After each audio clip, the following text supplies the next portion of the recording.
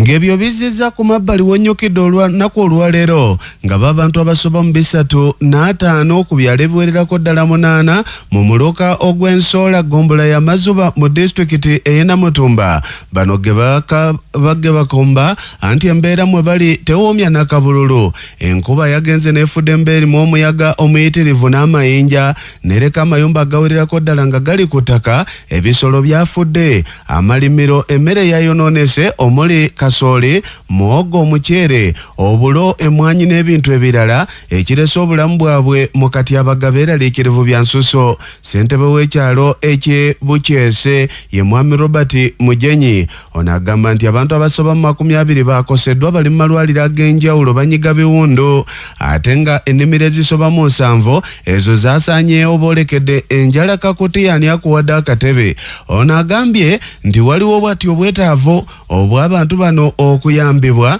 era ne bano abantu bennyini abakoseddwa baba tebeekubiridde enduulu. Bagamba embeera gye balimu si nnungi, gavumenti ebayambe awamu n'abakulembeze baabwe. Kakonyo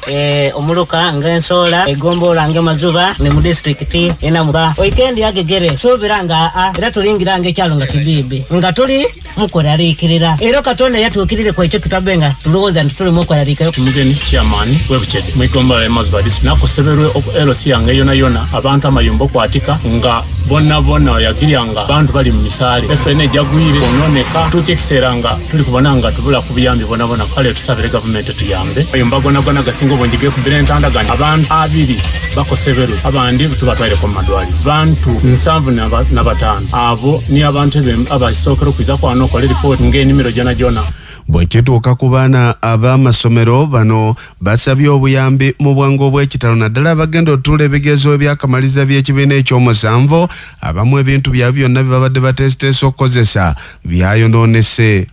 Ensomero akasuubira primary school ky'omusanvu nife twaba okola pyero elokusatu eri tiicha kasala kati okwisomero amezi gali zingira mu nzira nga tukuba ebitabo nebibula emunja giri ano nga ndikwanika yanikamu okubikala endivaizingamu nkwaya ne notisi gyange gyonoonekere twabire otuukeikanga amezi gamenyera ennyumba kati nebantu wakwana katuno kati ayi tuli abantu bangi eiko ennyumba yanje naye amenyekere kati tuyambeku ndibana n'omumanyako wange yena bali lyano babiri nga tulivaizinga aye nga n'ebitabo byaisu bikaali bigolo. Nze nango bikaloli kuviira Ensoola amaizi gakosera Ensoola ennyumba yaisu nemenyeka amabaale gakubira baganda bange twali tuva na ku ssomero ennyumba gituliigona mutini kati baba mwaliigona n'omama. Twogeddeko ne ssentebe w'Egombola y'e Mazuba ye Mugerwa Jemusi asabye abazira kisa abakulembeze awamu ne gavumenti badduukirira abantu bano kuba bakoseddwa bya nsoso beetaaga amabaati bazzeewo amayumba gaabwe abamu beetaaga emmere embeera mbi ate abamu beetaaga bujjanjabi kuba bali mu malwaliro bataawa. Era Katonda yatuukirire ku ekyo tutabe nga tulowooza nti tuli mukoraliikirira ensaba njiro ntaka kusaba konjirukirira okusinzira amaka gange gonoonekere mbula wenjirukira ndi mbula muganda wange mbula muntu ankwatako ng'omuzaire abakaire bange bombona chwe bawoirewo abazaiza bange bombona bawoirewo abakozi atinsuubira ku ntoba wano n'okwabayo okutinja bangayoku omukaire wange babange n'abazaiza bange bombona ndi mulema ng'emumbona n'ekifaananyi emate nti oba kyatambula munaani mumbona era mwambona nsabu yambe abakulembeze buli mukulembeze okuzwa atupaka igulu. Amawulire amasunsulera amasengejje agawana n'ag'ebweru rediyo eri emu yokka Nabasa Twamba.